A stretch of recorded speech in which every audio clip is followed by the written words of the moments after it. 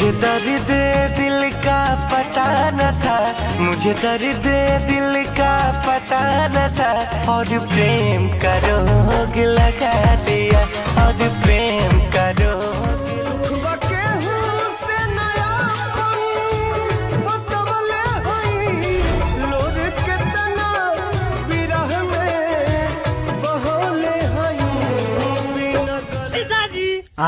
बाप बन गया। हरामखोर नालायक बदतमीज, निकल जा मेरे घर से। काहे डांट रहे हैं? आप ही तो कहे थे कि पहले कुछ बन जाओ ओकर बाद शादी करा देंगे। स्कूल में जब उसको प्रपोज किया था ना, तब उसने कहा था कि मैं भी कुछ बन के दिखाऊंगी। आज 3 बच्चों की माँ बन गई है।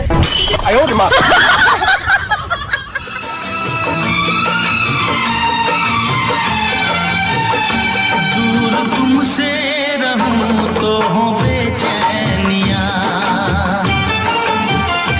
दूर तुमसे। शायरी हो जाए। शायरी कि सामने वो है और हाथ में शराब है। वाह वाह वाह वाह। कि सामने वो है और हाथ में शराब है, और वो मुझसे इसलिए नहीं पड़ती काहे कि आपकी शक्लें खराब है।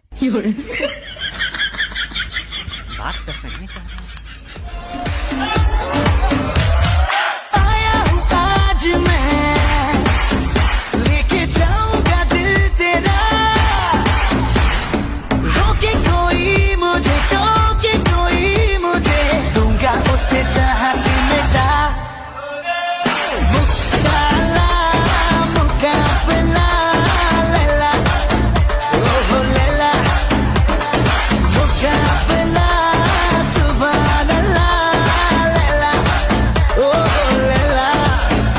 मैडम क्या हो रे? तेरे इश्क में पागल हो गया दीवाना तेरा रे। कैसा लगा तेरे गालों पे सैंडल मेरा रे? किस्मत में ना रहलू, पहिले ना हमसे कहलू।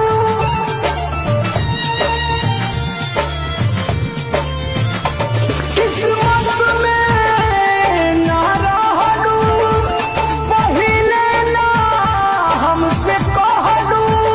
प्रेम धारा में ना बहती,